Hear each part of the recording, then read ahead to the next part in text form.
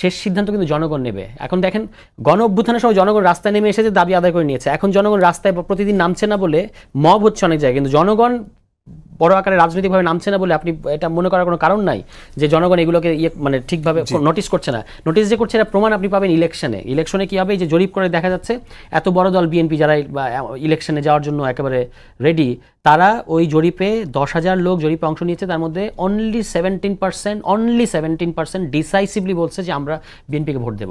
বাকি 38% বলেছে যে আমরা এখনো সিদ্ধান্ত নিয়ে নেই। 62% সিদ্ধান্ত নিয়েছে, তার মধ্যে 34% বলছে বলবো না এখন কার ব্যাপারে সিদ্ধান্ত নিয়েছি। তাহলে জামাত হলো 12%, বিএনপি হচ্ছে 17%, আর সেদিনকার জন্ম নেওয়া দল এনসিপি 5%।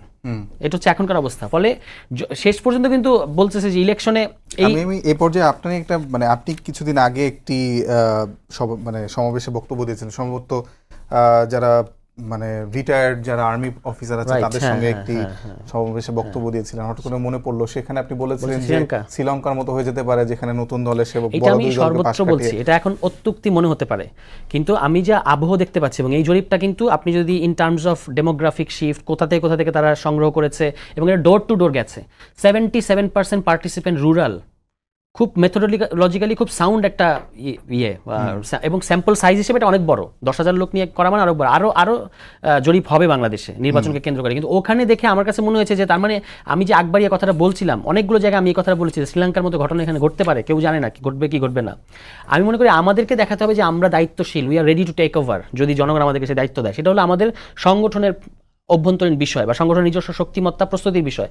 কিন্তু এখানে ইলেকশনের ব্যাপারে ওই যে ওই মুখ দলের 30%, তমুক দলের 25%, এগুলো যে বাঁধা ধরা আমরা বলি, সেরকম ঘটতে যাচ্ছে না এবার। মানে সব পুরো আপনি এই জরিপটা থেকেই বিচার করতে পারবেন যে টোটাল 59% ভোটার এখনো হচ্ছে আপনার মানে সুইং ভোটার, তারা শেষ মুহূর্তে সিদ্ধান্ত নেবে। এবং তার মধ্যে নারীরা হলো 35%, জেনজি যাদেরকে বলা হচ্ছে বয়স 28-এর মধ্যে, এই ভোটার হচ্ছে 35%, মানে যারা এখনো সিদ্ধান্ত নেয় নাই। তারপর হচ্ছে আপনার মিলেনিয়াল যাদের বলা হয়, বয়স 29 থেকে 45, এদের মধ্যে একটা বিপুল অংশ জীবনে প্রথমবার ভোট দেবে এবার, যেমন আমি নিজে এর মধ্যে পড়বো। ঠিক আছে, আমার ভোটাধিকার আগেও ছিল মানে লাস্ট ইলেকশনে, কিন্তু আমরা তো ভোট দিতে পারিনি। সুতরাং এই ভোটারদের মাইন্ডসেটটা কিন্তু কেউ জানে না। আর এই জরিপটা হচ্ছে আপনার এই এনসিপি আত্মপ্রকাশ করার আগে, তখন আপনার কাছে শুধু এটুকু ইনফরমেশন ছিল যে একটা স্টুডেন্ট লেড পার্টি আসতে যাচ্ছে, কিন্তু আপনি চেয়ে বেশি কিছু জানতেন না। সেটা মাথায় রেখে আপনি জরিপে অংশ নিয়েছেন, ফলে অনেক ইন্টারেস্টিং জিনিস কিন্তু সামনে আছে। ঠিক আছে, সেগুলো আমি বলছি যে মানে আপনার কাছে তার মানে লজিক্যালি যদি বলি, এই জরিপটাকে যদি আমরা একটা ভিত্তি ধরি, 17% ম্যান্ডেট আছে।